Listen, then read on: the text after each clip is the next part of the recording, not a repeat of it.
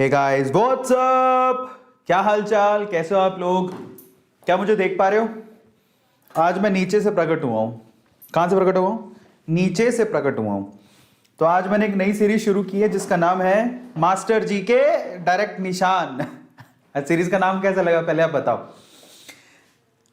आप मुझे सुन पा रहे हो क्या? एक बार बताओ मुझे, एक बार मुझे सुन पा रहे हो, देख पा रहे हो? Please tell me. सो आज हम लोग क्या करने वाले? आज हम करने वाले मास्टर जी के डायरेक्ट निशान। आप बताओ सबसे पहले तो आप लोगों को हमारी नई सीरीज का नाम कैसा लगा? मास्टर जी के डायरेक्ट निशान। मास्टर जी आज आपको डायरेक्ट निशान लगाएंगे। आपको क्या चीज पढ़नी है, क्या चीज नहीं पढ़नी, उसके बारे में डिटेल में बताएंगे। सबसे पहले तो मैं थोड़ा सा थीम क्लियर करता हूं इस सीरीज का क्या है। देखो ऑब्वियसली जब आप लोग परेशान होते हो, है ना भाई, आपके बोर्ड के एग्जाम आने वाले हैं, और मैं अभी आपको बता देता हूं ये जो मास्टर जी के डायरेक्ट निशान है वो आपके ना टाइम स्पैम को देखते हुए है कि भाई अभी आपके पास दिसंबर चल रहा है, दो महीने के करीब है, और अगर 2 महीने करीब है तो आपको क्या पढ़ना चाहिए और क्या नहीं पढ़ना चाहिए उसके बारे में डिटेल में दूंगा। क्या इंपॉर्टेंट है, क्या नहीं इंपॉर्टेंट है, समझ में आ गया? क्या आप छोड़ सकते हो तो उसके बारे में आपको डिटेल में बताऊंगा। सो इसलिए हमने ये सीरीज बनाई है 12th बोर्ड एग्जाम के पढ़ने से केमिस्ट्री का सॉलिड स्टेट के बारे में। मैं आपको मास्टर जी के डायरेक्ट निशान लगवाऊंगा, ठीक है, आपकी बुक के अंदर। ये कर लो बस हो जाएगा। अब देखो वो आपके टाइम के हिसाब से है, जितना टाइम बचा है।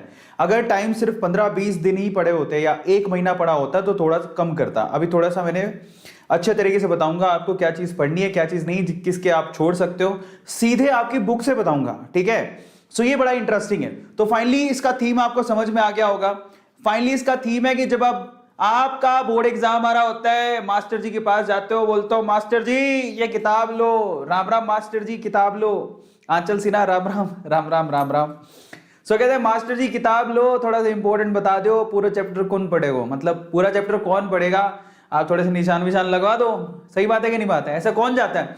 आज बताओ ईमानदारी से कितने ऐसे बच्चे हैं जो कि कभी ना कभी अपने टीचर के पास गए हैं बुक लेके, मास्टर जी निशान लगा दो, ऐसे करके ईमानदारी से बोलो कितने बच्चे गए हैं? Just write down in chat section. आप में से कितने बच्चे गए हैं ऐसा करते हुए कि मास्टर जी निशान लगा दो? कितने बच्चे गए हैं? लिखो मास्टर जी निशान लगा दो, पास हो जाएंगे नहीं फेल हो जाएंगे। काफी देखो आप किसी न किसी सब्जेक्ट में पक्का गए होगे, ऐसा तो है नहीं तुम सारे सब्जेक्ट में होशियार हो, किसी न किसी सब्जेक्ट में पक्का गए होगे। तो आज जो है ये सीरीज एक्चुअली आपको उसी वे से काम देगी। आज ये सीरीज आपको उसी वे से आप लोगों को काम आएगी। इस सीरीज का नाम आपको मैंने बता दिया है। आपको क्या करना है मैं उसके बारे में डिटेल में बताऊंगा। और आज के पहले तक ऑनलाइन कभी किसी ने ऐसा नहीं किया होगा, मास्टर जी के डायरेक्ट निशान किसी ने नहीं लगवाए होंगे। तो चलो मैं आपको बताता हूं, ठीक है। सॉलिड स्टेट से शुरू करेंगे। इससे पहले मैं आप लोगों से रिक्वेस्ट करूंगा प्लीज आप अपनी एनसीईआरटी बुक ले लो हाथ में, क्योंकि एनसीईआरटी की बुक के साथ ही मैं सीधे सीधे बताऊंगा कि ये पढ़ लेना और ये मत पढ़ना, ठीक है। पेज वाइज बताऊंगा क्या पढ़ना है और क्या नहीं। निशान लगा लेना, पेंसिल ले लो, अपनी एनसीईआरटी की बुक ले लो। किस किसने एनसीईआरटी की बुक ले ली और पेंसिल ले ली? Just write down in chat section. देखिए कितने बच्चे तैयार हैं। Open your NCERT book right now. अगर आप लोगों को अपने बोर्ड एग्जाम में अच्छे मार्क्स बनाने हैं तो ये हमारी नई सीरीज है मास्टर जी के डायरेक्ट निशान। जरा देखिए चैट सेक्शन में कितने बच्चे अपनी बुक लेके तैयार बैठे हैं, जरा देखें कितने बच्चे अपनी बुक लेके तैयार बैठे हैं। तो सबसे पहले तो मेरी रिक्वेस्ट है आप लोगों से, आप पहले तो अपनी बुक ले लो, ठीक है। दूसरा मैं ऐड को स्किप कर देता हूं। और फाइनली अगर आप लोगों ने लाइक नहीं किया तो प्लीज आप लाइक जरूर कर देना। मास्टर जी के डायरेक्ट निशान देखने वाले हैं और कितने बच्चे मैं जानना चाहता हूं कि एनसीईआरटी की बुक लेके बैठ गए हैं और ऐसा सोच रहे हैं कि मास्टर जी के डायरेक्ट निशान हमें देखने हैं। सो कौन कौन तैयार है अपने मास्टर जी के डायरेक्ट निशान लगवाने के लिए? जरा देखो यहां पर काफी बच्चे हैं। मेघा चौहान, उसके बाद है धैर्य देव, अरुष, हेलो, दीपक, रुचि, और कौन है? उसके बाद है क्रिएटिविटी आई एम, क्या बात है। उसके बाद देविक, उसके बाद आंचल सिन्हा, उसके बाद है हिमांशु और तन्वी राय, उसके बाद अनीशा अग्रवाल, मुनीश, ब्लैक, काव्या, दीपक, अदिति, रिचा, मनीषा, प्रवीण, गर्व, मोर, हिमांशु, मनीषा। चलिए बहुत सारे बच्चे हैं। तो आप लोग तैयार हो अपनी बुक लेके? बिल्कुल रेडी हो? जल्दी से बताओ अपनी अपनी बुक लेके रेडी हो? Just write down in chat section, मुझे बताओ कि सर हम तो रेडी हैं। तो चलो, तो आज का जो ये जितना भी थीम होने वाला है वो बहुत ज्यादा स्पेशल है। मैं आपको डायरेक्टली एनसीईआरटी से बताऊंगा आपको क्या पढ़ना है और क्या नहीं। सबसे पहले तो बहुत बहुत धन्यवाद आप लोगों आने के लिए, बहुत बहुत शुक्रिया। अगर आप लोगों ने लाइक नहीं किया तो प्लीज आप लाइक जरूर कर देना। चलिए फटाफट से बताता हूं, मैं टाइम खराब नहीं करूंगा आपको। शुरू करते हैं मास्टर जी के डायरेक्ट निशान सीधे बुक से। तो आप लोगों ने बुक खोल ली होगी, तैयार हो ना बुक लेके? हाँ, तो चलो बुक लेके आप तैयार हो, मैं आपके 2 मिनट और लूंगा। ये सारी मेहनत की है गौतम ने, so thank you so much Gautam. Subscribe कर लेना चैनल को अगर आपने सब्सक्राइब नहीं किया है तो। 2021 के बैचेस के बारे में बता देता हूं, उसके बाद डायरेक्टली बताऊंगा। 5000 आवर की क्लासेस, 20 से ज्यादा टीचर, 5 साल से ज्यादा का उन्हें एक्सपीरियंस है। प्रो सब्सक्रिप्शन आप लोग ले सकते हो, ये भी आपको नीट के एग्जाम में काफी ज्यादा मदद करेगा। फीस बहुत कम है, 6 मंथ की फीस 5200 है पर मंथ के हिसाब से। लिंक डिस्क्रिप्शन बॉक्स में गिवन है, ए प्रो कूपन कोड है, लगाओ, आपको अच्छा खासा डिस्काउंट मिलेगा 7800 रुपए का, and you can avail it. And finally आप मंथन बैच भी ज्वाइन कर सकते हो, ये ऑसम फैकल्टीज उसमें पढ़ाती हैं, 20% डिस्काउंट उसके अंदर भी है, ए प्रो कूपन कोड अगर आप यूज करते हो तो। लिंक डिस्क्रिप्शन बॉक्स में गिवन है। ये आज के सेशंस की डिटेल है, अगर आपने कोई सेशन मिस किया तो जरूर देख लेना। एंड फाइनली मेरे प्यारे बच्चों, चलो फटाफट से शुरू करते हैं और हमें फटाफट से खत्म करना है। ध्यान रखिएगा, मैं आपको ये बताऊंगा कि क्या करना है और क्या नहीं। मैं थीम पहले क्लियर कर देता हूं। 12th बोर्ड के एग्जाम के पॉइंट ऑफ व्यू से मैं अब जो कराने वाला हूं सिर्फ वो कर लोगे तो आपको काम आएगा। मास्टर जी का डायरेक्ट निशान है, सॉलिड स्टेट चैप्टर से शुरू कर रहे हैं और ऐसे करके अपन सारे चैप्टर खत्म करेंगे। मेरी आपसे रिक्वेस्ट है कि जो बच्चा बोर्ड के अंदर अच्छा नंबर बनाना चाहता है, इस सीरीज को बड़े ध्यान से देखना, बहुत मेहनत करी हुई है। चलो सबसे पहले तो मैं आपको डिलीटेड पोर्शन बता देता हूं कि सॉलिड स्टेट में क्या डिलीट करवा दिया गया है। आपकी एमएचआरडी, मतलब एमएचआरडी तो नहीं कहेंगे हम लोग, सीबीएसई ने आपके ये टॉपिक हटा दिए। कौन कौन से? इलेक्ट्रिकल एंड मैग्नेटिक पोर्शन, ये भी मैं आपको बताऊंगा। इलेक्ट्रिकल मैग्नेटिक प्रॉपर्टी नहीं पढ़ना, बैंड थ्योरी नहीं पढ़ना, कंडक्टर्स नहीं पढ़ना, सेमीकंडक्टर नहीं पढ़ना, इंसुलेटर नहीं पढ़ना, एनपी सेमीकंडक्टर नहीं पढ़ना। ये सारा का सारा टॉपिक हटा दिया गया है। ये आपके कहां मिलेगा? ये पोर्शन आपकी बुक के बिल्कुल एंड में मिलेगा, मैं आपको दिखा दूंगा। तो ये आपका डिलीटेड पोर्शन है। पहली बात तो ये आपको नहीं करना, डिलीटेड पोर्शन नहीं करना, you don't have to do this. तो करना क्या है? मैं आपको थोड़ा सा इसका थीम समझाता हूं, मेरी बात ध्यान से सुनना। मैं आपको पहले ही बता देता हूं, ये जितने भी टिक मार्क लगाए गए हैं उसके लिए मैं डिस्क्लेमर दे देता हूं। ये एग्जाम के पॉइंट ऑफ व्यू से है और पिछले सालों के पेपर को देखते हुए बनाया गया है। पिछले साल का जो ट्रेंड है, जो पेपर है, वो कहां से पूछा गया उसके हिसाब से बनाया गया है, ठीक है? तो आपको ध्यान रखना, इसमें आपको 3 चीज को फॉलो करना है। मैं जब आपको बुक मार्क दिखा रहा हूं तो मैं 3 चीजें फॉलो करूंगा, ध्यान से देखो। अगर किसी टॉपिक पे लगा हो, अब ये चीज ध्यान से देखना, अगर किसी टॉपिक पे ऐसा ग्रीन टिक मार्क लगा हो, इसका मतलब हाईएस्ट चांस है उसके आने के। जिस टॉपिक के ऊपर ग्रीन टिक मार्क लगा हो, मतलब वो हाईएस्ट चांस है उसके आने के, वो 100% आएगा। जिसके ऊपर ऐसा टिक मार्क लगा हो, रेड और ग्रीन, ऐसा बॉक्स वाला, इसका मतलब उसके 50-50% चांस है, आ भी सकता है और नहीं भी। लेकिन जिसके ऊपर क्रॉस मार्क लगा हो, वो नोट नेसेसरी है, उसको पढ़ने की जरूरत नहीं है, आप उसे छोड़ देना। तो आप ध्यान रखना, ग्रीन टिक मार्क ये वाला सिर्फ मैं इसको यूज करूंगा, और क्रॉस वाला नोट नेसेसरी। नोट नेसेसरी मैं आपको बता देता हूं, नोट नेसेसरी का मतलब क्या है, डिस्क्लेमर दे देता हूं। नोट नेसेसरी का मतलब यह है कि अगर आपके पास समय है तो पढ़ लेना, नहीं तो छोड़ देना, कोई फर्क नहीं पड़ेगा उससे, ठीक है? समय हो तो पढ़ लेना, आपकी नॉलेज और नीट में काम आएगा। तो क्रॉस का मतलब यह है। तो चलो फटाफट से शुरू करते हैं। सबसे पहले सॉलिड स्टेट आपका चैप्टर नंबर 1 है, पेज नंबर 2 पे आप लोगों को ये पूरी एनसीईआरटी है, ठीक है? पेज नंबर 2 पे दिया हुआ है general characteristics of solid state, कोई जरूरी नहीं पढ़ना, हटा देना। समझ में आता है? क्रॉस नॉट नेसेसरली इंपॉर्टेंट, इसको आप चाहो तो छोड़ सकते हो। ये जो लास्ट के जो पॉइंट है ना, बेसिकली इसको आप रीड आउट कर लेना, ये पैराग्राफ पढ़ने की जरूरत नहीं है, ये रीड आउट कर लेना बस। समझ में आता है कि सॉलिड में एक्चुअली ये सारे 10वीं क्लास में आपने पढ़ा है कि सॉलिड कैरेक्टरिस्टिक्स क्या होती है। चाहो तो ये 4-5 पॉइंट दिए, इसको पढ़ लेना, बाकी छोड़ देना, इसका कोई मतलब नहीं है। तो मैं आपको हर एक चीज में हेल्प करूंगा, क्या छोड़ना है क्या पढ़ना है, ठीक है? तो इसको छोड़ दो, ये 4-5 पॉइंट पढ़ लेना, that is more than enough, ठीक है? उसके बाद आगे चलते हैं। आपका फिर आता है पेज नंबर 2 में ही आपको दिया हुआ है amorphous and crystalline solid. Amorphous और क्रिस्टलाइन सॉलिड में एक्चुअल में फर्क क्या होता है, ये भी इतना कोई इंपॉर्टेंट नहीं है, ठीक है? इतना नेसेसरी नहीं है, लेकिन फिर भी मैं आपसे कहूंगा कि इन दोनों में काफी बार मैं डिफरेंस करा चुका हूं, what is the difference between amorphous and crystalline. हालांकि ये टॉपिक ज्यादा पूछा नहीं जाता है, तो क्रॉस लगा हुआ है, नॉट नेसेसरी, बट फिर भी मैंने एमोर्फस और क्रिस्टलाइन के ऊपर आपको एक टेबल बनवा के रखी है कि इन दोनों में क्या डिफरेंस है, वो मैंने डायरेक्टली बहुत बार बताया है, तो वो आप पढ़ लेना, आपको काम आएगा। अदरवाइज ये पैराग्राफ पढ़ने की जरूरत नहीं है, ये पैराग्राफ बहुत लेबोरियस है, बहुत कुछ लिखा हुआ है। आप सीधे solid state by Arvind Arora लिखो, आपको लेक्चर मिलेगा एमोर्फस एंड क्रिस्टलाइन में क्या डिफरेंस है, बस वो पॉइंट टेबल याद कर लेना बहुत है, इसको पढ़ने की जरूरत नहीं है।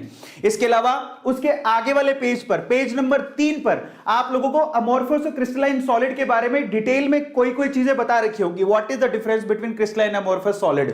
ठीक है, तो ये भी कोई खासी इंपॉर्टेंट नहीं है, इसलिए मैं आपसे कह रहा हूं कि इसकी बजाय ये जो थ्योरी आप पढ़ रहे हो इसकी बजाय मैं आप लोगों को रेकमेंड करूंगा मेरा सॉलिड स्टेट का एमोर्फस और क्रिस्टलाइन सॉलिड का डिफरेंस का एक लेक्चर है, उसका डिफरेंस टेबल बनवाया हुआ है, वो याद कर लेना। ये सब याद करने की आपको जरूरत नहीं है। क्रॉस का मतलब not necessary, if you have time you can do it, otherwise इसको पढ़ने की जरूरत नहीं है। अब चलते हैं आगे, अब आते हैं अपन इंपॉर्टेंट टॉपिक पर। पेज नंबर 3 पर आपको यहां पर क्या दे रखा है, जरा ध्यान से चेक करो, ये टेबल दे रखी है। नाउ जितना भी आपने देखा वो पढ़ने की जरूरत बिल्कुल भी नहीं है, वो टेबल जो मैंने बना रखी है वो एनसीईआरटी में भी है।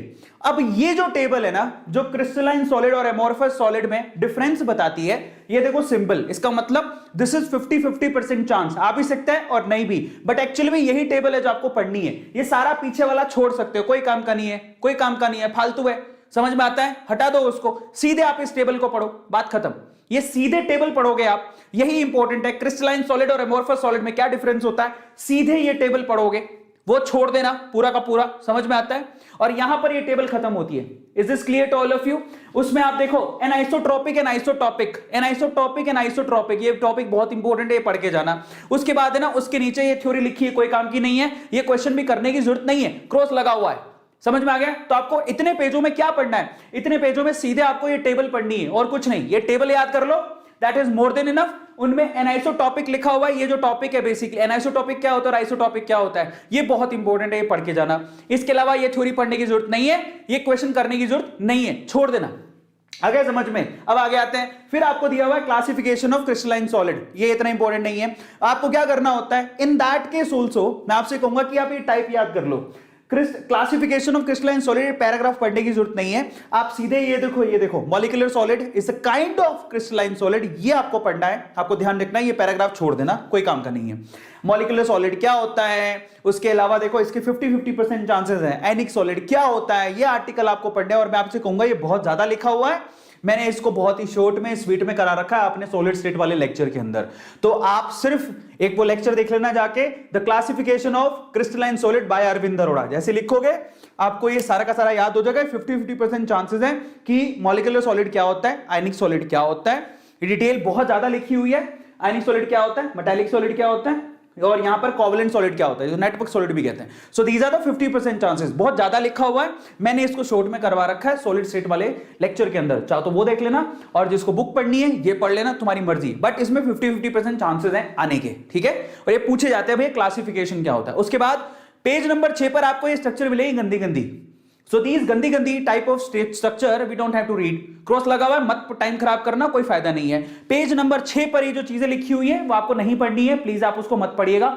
ये देखो पेज नंबर यहां लिखा हुआ है, उससे रेफर करते हुए आप एनसीईआरटी में आगे बढ़ते रहिएगा। Is this clear? तो पेज नंबर पीछे, ये इसको करने की जरूरत नहीं है, इसमें से कुछ नहीं पूछा जाता। उसके बाद आते हैं यहां पर, ये एक टेबल है। अब देखिए मैंने आपसे कहा कि जो आप पीछे मॉलिक्यूलर सॉलिड, आयनिक सॉलिड पढ़ के आए हो वो 50-50% चांसेस हैं, लेकिन मैंने आपसे ये भी कहा था कि ये एनसीईआरटी में बहुत ज्यादा लिखा हो, मत पढ़ना, तो आपको पढ़ना क्या है, मैं आपको कहता हूं वो भी छोड़ दोगे ना पीछे, ये जो छोड़ देना, आपकी मर्जी है, इसको मत पढ़ना। ये जो दिया आपको आयनिक सॉलिड क्या होता है, ये मॉलिक्यूलर आयनिक, ये जो कोवलेंट है क्या होता है, पढ़ने की जरूरत नहीं है। आप डायरेक्टली कुछ पढ़ना चाहते हो टेबल पढ़ लेना, ये टेबल में सारी चीजें दे रखी हैं। अगर आप ध्यान से देखोगे तो टाइप्स ऑफ सॉलिड में ये रहा, molecular solid, ionic solid, positive and negative, metallic solid, ये लिखा हुआ देखो, मॉलिक्यूलर सॉलिड, आयनिक सॉलिड, मेटालिक सॉलिड, ये टेबल याद कर लेना। ये टेबल के 50-50% चांसेस है और इसमें से क्वेश्चन आएंगे, ठीक है। और ये रहा लास्ट में कोवलेंट और नेटवर्क सॉलिड, ठीक है। इसके बाद ये क्वेश्चन करने की जरूरत नहीं है, इसमें से कुछ नहीं आता, तो इसको हटा देना, ये टेबल याद कर लेना। तो ऑब्वियसली 7 पेज तक में 2 टेबल आ रही है, वो टेबल याद करना, थ्योरी छोड़ देना, थ्योरी का कोई मतलब नहीं है, वो टेबल में से सवाल आएगा, ठीक है। अब हम चलते हैं और आगे, पेज नंबर 7 में आप लोगों को क्रिस्टलाइन लैटिस और यूनिट सेल के बारे में दिया हुआ है। क्रिस्टलाइन लैटिस क्या होता है और यूनिट सेल क्या होता है, ये आर्टिकल आप लोगों को इन डायग्राम के हिसाब से ही समझ में आ जाएगा। क्रिस्टलाइन लैटिस क्या होता है, लैटिस में आपके एटम्स के रेगुलर अरेंजमेंट होते हैं, उन्हें लैटिस कहते हैं, समझ में आ गया। और यूनिट सेल क्या होता है, तो ये डायग्राम से आपको समझ में आ जाएगा। इस आर्टिकल को पढ़ लेना क्योंकि आपकी बेस बनाएगा सॉलिड की। इसके 50-50% चांसेस आपसे पूछ भी सकता है कि लैटिस क्या होता है, यूनिट सेल क्या होती है, बट यूनिट सेल के बारे में आगे दिया हुआ है, वो आपको पढ़ना है। ये पढ़ने की जरूरत नहीं है, इसको हटा देना। लैटिस आपने पीछे पढ़ लिया, बार बार इसको इलैबोरेट करके लिखा हुआ है जिसकी कोई जरूरत नहीं है, आप लोग याद रखिएगा, ठीक है। इसको फालतू टाइम खराब मत करिएगा। पेज नंबर 8 में, पेज नंबर 8 में आपको ये सब चीजें भी दे रखी हैं, इसको भी आपको करने की जरूरत नहीं है। It's all about unit cell. Unit cell क्या होता है आपको बताया गया। आप घर में एक दीवार भी बनाओगे तो उसमें जो ईंट होती है वो यूनिट सेल कहलाएगी, उसके लिए डायग्राम दिया हुआ है। बात खत्म हो गई ये वाला, ठीक है। अब आते हैं अपन आगे। अब पेज नंबर 9 से जो चीजें आएंगी वो बहुत इंपॉर्टेंट है। ये 50-50% चांसेस है। इसमें आपको बताया गया है कि एंगल्स बेसिकली, एक तो एज लेंथ की बार बार बात करते हैं, एज लेंथ के बारे में बताया गया और एंगल्स के बारे में बताया गया। ये बेसिक आपको पता होनी चाहिए क्योंकि इसी से आपको ब्रेविस लैटिस का पता लगेगा। Now this is really very very very important, okay. So 50-50% chances है। मैं आपसे कहूंगा कि बोर्ड एग्जाम में नहीं आते, लेकिन ये आपके बेस बनाएगा क्योंकि इसी के बिहाफ पे आपको आगे समझ में आएगा। आ रहा है समझ में। पेज नंबर 9 पे यहां पर 50-50% चांसेस हैं। अच्छा, यूनिट सेल का एक डायग्राम दिया हुआ है। इस पूरे आप स्क्वायर को देखो, उसमें जो ये जो स्क्वायर है ना, ये स्क्वायर आपकी यूनिट सेल है बाय द वे, ठीक है। और इनकी जो लेंथ होती है उनके एज लेंथ बोलते हैं। और यहां पर कुछ एंगल दिया हुआ है, समझ में आ गया। उन एंगल्स को क्या बोलते हैं, जरा देखो इनके पैरामीटर्स को देखो। It dimension along with the edge ABC, these edges may or may not be mutually perpendicular। वो डिपेंड करता है कि परपेंडिकुलर हो या नहीं हो। उसके साथ एंगल्स भी दे रखे हैं। नाउ ये आर्टिकल आपको पढ़ना इसलिए जरूरी है, ये इंपॉर्टेंट तो नहीं है लेकिन आपका आगे का चैप्टर का समझ बढ़ाएगा ताकि आप ब्रेविस लैटिस को समझ सको। अब आते हैं सबसे इंपॉर्टेंट टॉपिक पर। ये आ गया आपका मेन टॉपिक। इसका मतलब क्या है, इसके आने के चांसेस बहुत ज्यादा है। तो आपसे पूछेगा कि भैया प्रिमिटिव सेंटर्ड यूनिट सेल होती क्या है, समझ में आ गया। यहां पर आपको दे रखा, देखो body centred unit cell, page number है 9। बॉडी सेंटर्ड यूनिट सेल आपको दे रखी है, फेस सेंटर्ड यूनिट सेल दे रखी है, एंड सेंटर्ड यूनिट सेल दे रखी है। ये है आपका सबसे इंपॉर्टेंट पोर्शन जो आएगा, समझ में आ गया। इसके अलावा और क्या है, नेक्स्ट अपन चेक करते हैं प्रिमिटिव के बाद। अब आपको ब्रेविस लैटिस दे रखे हैं। 7 तरह के ब्रेविस लैटिस होते हैं, cubic, tetragonal, orthorhombic, hexagonal, triclinic, monoclinic and यहां पर रोम्बिक, ठीक है, रोम्बोहाइड्रल। ये आपको याद करने हैं। 7 तरह के ब्रेविस लैटिस होते हैं जिसमें 14 तरह के आपको पूरे मिलेंगे। अगर आप simple, cubic, face centred, body centre को मिला दोगे तो टोटल 14 तरह के हो जाएंगे। ये आपको याद करने हैं। Now this is really very important और यहां पर 10 नंबर पर मिलेगा आपको। इसके अलावा अगर आपको मान लो ये पूरा आर्टिकल नहीं पढ़ना तो टेबल दे रखी है सीधे सीधे।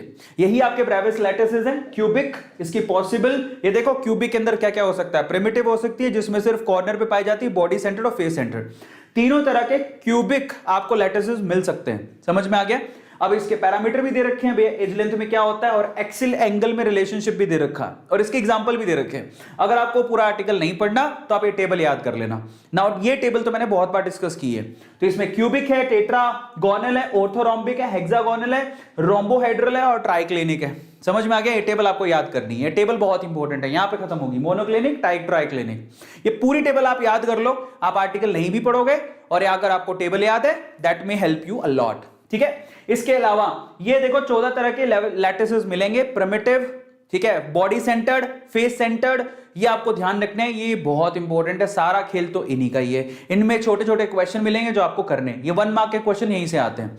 इसके अलावा ये देखो, ये बना बना के दिखाए गए हैं आप लोगों को, चाहो तो पढ़ लेना, बस आपको एक बार सनसनीखेज नजर से इनको देखना है। 11 नंबर पेज पर इनमें से कुछ भी आ सकता है, ठीक है। ये सारे लैटिसेस का आपको बना के दिखाया गया है, जो टेबल में बने हुए थे उनके पैरामीटर शो किए गए हैं और कुछ नहीं तो मैं आपसे कहूंगा कि आप टेबल याद कर लो, आपको ये सब देखने की जरूरत नहीं पड़ेगी। अब यहां पर आता है number of atoms in unit cell, जिसको रैंक भी कहते हैं। Now this topic is really very very very important. Face centred में देखो तो 4 रैंक होती है उसकी, बॉडी सेंटर की 2 रैंक होती है और सिंपल वाले की 1 रैंक होती है, सबको पता है। सो इन दैट केस आप लोगों को यहां पर रैंक निकालना बताया जाता है, मतलब number of atom per unit cell में कितने होते हैं वो बताया जाता है। पेज नंबर 12 में है ये और आपको डिटेलिंग बताई जाएगी यहां पर एटम कितने होंगे। ये बहुत इंपॉर्टेंट आर्टिकल है जो आपको पढ़ के जाना है। Is this clear?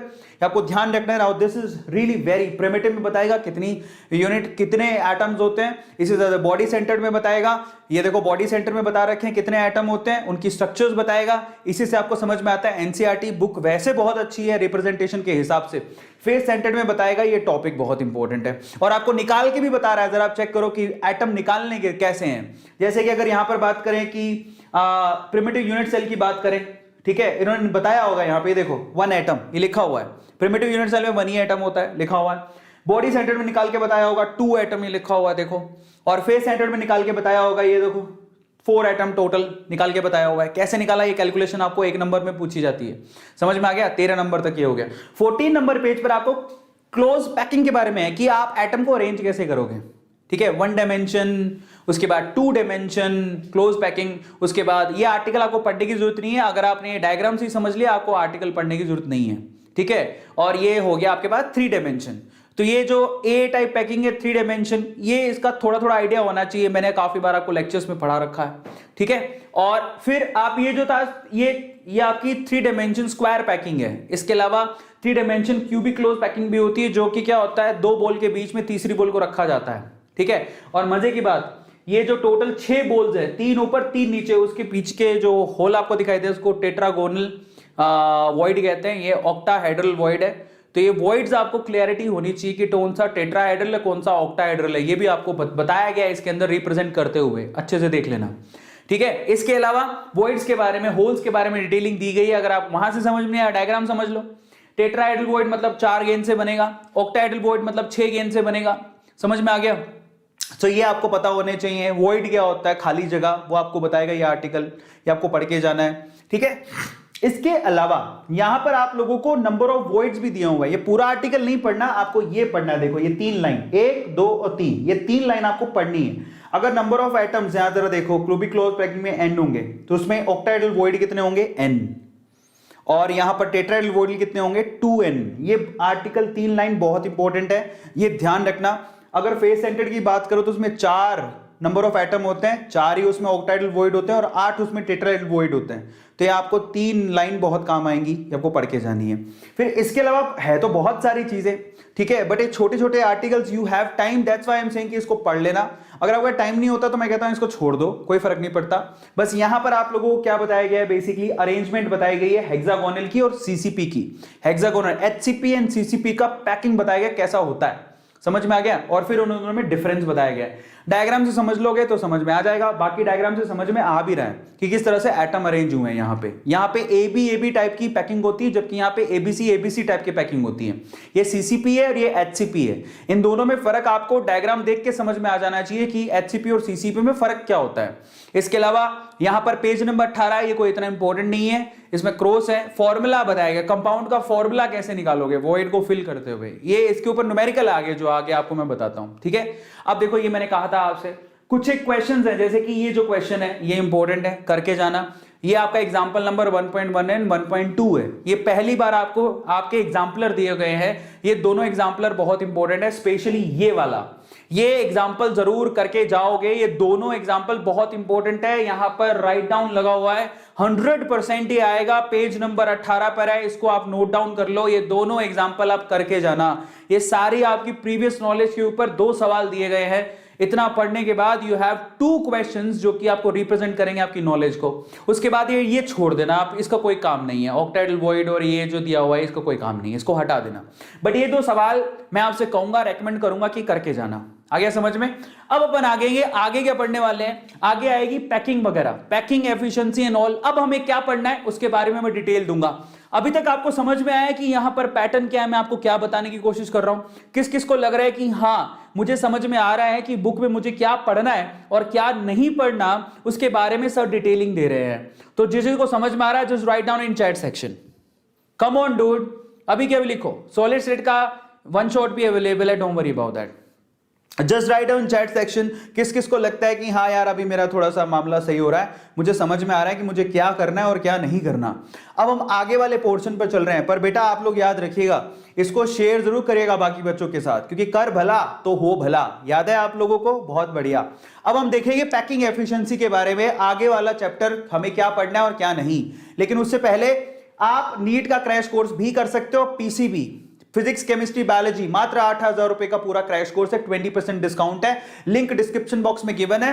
पूरा नीट का सिलेबस करवाएंगे उसके अंदर, सुबह से शाम तक डाउट सॉल्विंग सेशंस होते हैं, टिप्स एंड ट्रिक्स बताई जाती हैं, टू वे इंटरेक्शन, टीचर से बात भी कर सकते हो, ठीक है। सो ये क्रैश कोर्स 21 दिसंबर से शुरू हो रहा है, आप लोग चाहो मंडे है ज्वाइन कर सकते हो। ए नीट कूपन कोड है, इसमें आपको अच्छा खासा डिस्काउंट मिल जाएगा। अब हम चलते हैं पेज नंबर 20 पे। ये जो पेज नंबर 20 है, पेज नंबर यहां लिखा हुआ है, पेज नंबर 20 पे आप लोगों को वाकई में ये आर्टिकल बहुत इंपॉर्टेंट है। पैकिंग एफिशिएंसी, एचसीपी और सीसीपी की कैलकुलेशन करके दी गई है। टोटल एचसीपी हो चाहे सीसीपी हो, पैकिंग एफिशिएंसी कितनी होती है? 74%। निकाले कैसे गई है, ये तरीका है और ये बहुत इंपॉर्टेंट है, ये सवाल पूछा जाता है। स्पेशली एचसीपी और सीसीपी के केस में 74% एफिशिएंसी आती है और ये पूछा जाता है। ये आर्टिकल 20 नंबर पेज पर और बहुत इंपॉर्टेंट है। इसके अलावा यहां पर जरा आप चेक करो, efficiency of packing body centred के केस में ये पूरी कैलकुलेशन बताई गई है कैसे होता है। एंड फाइनली आप लोगों को यहां पर कैलकुलेट करके भी दिया गया होगा, कितनी है? 68%। Look at it, body centred के लिए टोटल यहां पर जो कैलकुलेशन करके आ रहा है वो है 68%। ये पैकिंग एफिशिएंसी पूछी जाती है, समझ में आ गया। फिर आता है simple cubic unit cell, page number 21 के अंदर ये total calculation simple cubic unit cell की करके दी गई है। और यहां पर अगर आप देखोगे तो पैकिंग एफिशिएंसी निकाल के दी है 52.4%। ये बहुत इंपॉर्टेंट आर्टिकल है, ये आता है। उसके बाद आपके पास दिया हुआ नेक्स्ट आर्टिकल है calculation involving unit cell dimensions. अब ये क्या आर्टिकल है? तो यहां पर आप लोगों को बेसिकली बताया जाता है कि नंबर ऑफ एटम के हिसाब से आप पैकिंग एफिशिएंसी कैसे निकालोगे, ठीक है। वो तो हमने पिछली बार देख ही ली। यहां पर जरा आप चेक करो, डेंसिटी के बारे में डिटेलिंग दी गई है, डेंसिटी कैसे निकालोगे। तो अगर आपको डेंसिटी कैलकुलेट करनी है, समझ में आ गया, लुक एट इट, ये जो फॉर्मूला था बेसिकली नीचे लिखा हुआ है calculation involving unit cell dimensions, उसमें डेंसिटी आती है। तो डेंसिटी का फॉर्मूला दे रखा है Z/m(a³/na। ये पेज नंबर है 22 पर, पेज नंबर 22 पर डेंसिटी का जो फॉर्मूला दे रखा है that is very very very very very very very very 100 times important. ये डेंसिटी का फॉर्मूला दिया हुआ है, कैसे निकाला वो नहीं करना, लेकिन डेंसिटी का फॉर्मूला आप लोगों को याद होना चाहिए क्योंकि इससे न्यूमेरिकल सॉल्व होंगे। नीचे आपको न्यूमेरिकल भी दिया गया है, ये न्यूमेरिकल एक्चुअली सीधे सीधे इस फॉर्मूले से सॉल्व होगा और ये है जो कि 100% आएगा, इसे कोई रोक नहीं सकता। रजनीकांत भी आ जाए, ठीक है ना, थलाइवा खुद भी आ जाए तो रोक नहीं सकता, ये पक्का आएगा, समझ में आ गया। तो कोई मुझसे पूछे सॉलिड स्टेट में क्या आएगा, सॉलिड स्टेट में रजनीकांत भी रोक नहीं पाएगा। ये डेंसिटी का फॉर्मूला दे रखा है और ये उस पे क्वेश्चन दे रखा है, 100% आएगा।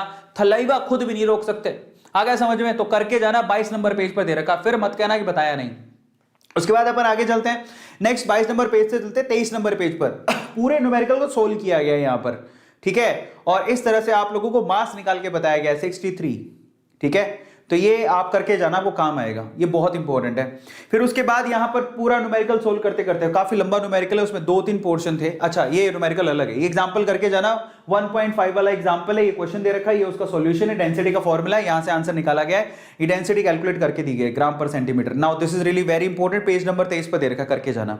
लेकिन ये जो आपके पास दे रखे है ना, ये जो इंटेक्स क्वेश्चन है, ये छोड़ देना, ये मत करके जाना, सिर्फ ये क्वेश्चन कर लेना। मतलब आगे और पीछे 2 न्यूमेरिकल दे रखे हैं, आपको करके जाने, 2 नहीं इनफैक्ट 3 न्यूमेरिकल है। अगर आप ध्यान से देखोगे, या आप एग्जांपल नंबर 1.3 करके जाओगे जो डेंसिटी के फॉर्मूले पर है, एग्जांपल नंबर 1.4 करके जाओगे जो डेंसिटी के फॉर्मूले पर है, और एग्जांपल नंबर 1.5 करके जाओगे तो डेंसिटी के फॉर्मूले पर है। आ गया समझ में। उसके बाद आता है इम्परफेक्शन। अब इस पूरे आर्टिकल में क्या पढ़ना है, पूछा गया, देखो ये पॉइंट इंपरफेक्शन क्या होता है या लाइन इंपरफेक्शन क्या होता है, इन दोनों में डिफरेंस क्या होता है, ये आर्टिकल उस वजह से इंपॉर्टेंट है, 2 लाइनें लिखी हुई हैं।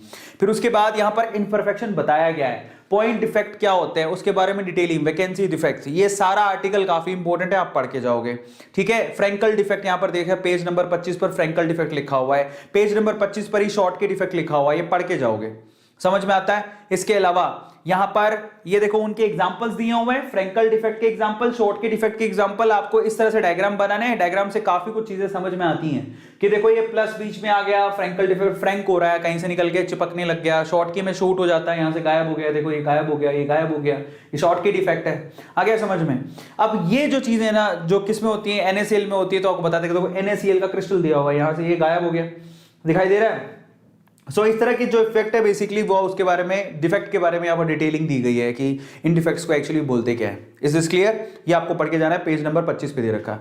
इसके अलावा नॉन स्टोइकियोमेट्रिकल डिफेक्ट आपको दे रखे हैं, मेटल एक्सिस डिफेक्ट दे रखा है पेज नंबर 26 पर, भैया इंपॉर्टेंट है। और मेटल डेफिशिएंसी डिफेक्ट दे रखा है, आपको किस में होता है किस में नहीं होता वो आपको देखना है। इसके बाद भी दे रखा है इलेक्ट्रिकल प्रॉपर्टी, आपको नहीं पढ़ना, ये कैंसिल कर देना आप इसे, electrical property you don't have to read it, समझ में आ गया, यहां तक पढ़ लो, that is more than enough. उसके बाद आपको आगे की कंडक्टिविटी, इलेक्ट्रिकल, मेटल वगैरह ये कुछ नहीं पढ़ना, ये सब हटा देना। आ गया समझ में? इसके अलावा आगे का आर्टिकल कोई पढ़ना ही नहीं है, क्रॉस लगा हुआ है, तुम फालतू में टाइम खराब मत करना वाला है, हटाओ हटो हटो हटो हटो हटो हट, ऐसे करना है, हट हट हट, ये तो हटा ही दिया है, ये तो एनसीईआरटी ने खुद नहीं हटा दिया, ये भी एनसीईआरटी ने हटा दिया।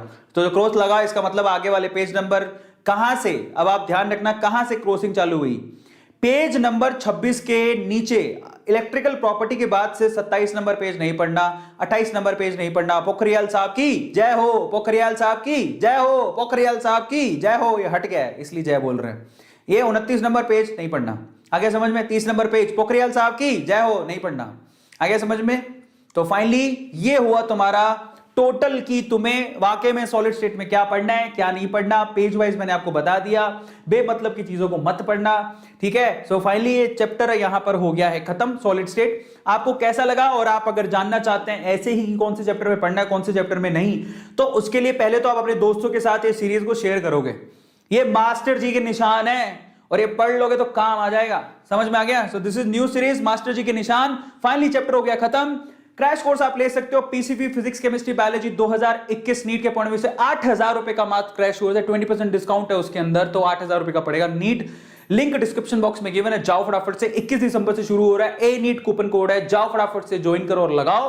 अगर हमारी ऐप डाउनलोड नहीं करिए तो कर लेना भाई, बहुत काम की चीज है, और वहीं ऐप में आपको बहुत सारी चीजें मिलेंगी। हमारे नीट के रिजल्ट्स, अगर आप भी चाहते हैं आपकी फोटो आए तो भैया मेहनत करो, वेदांतु को ज्वाइन करो। एंड फाइनली अगर आप लोग इसका पीडीएफ चाहते हो जो बना हुआ है, तो आप लिंक ये आप कहां से ले लोगे, टेलीग्राम ग्रुप से ले लेना, आगे समझ में, वहां से मिल जाएगा आपको।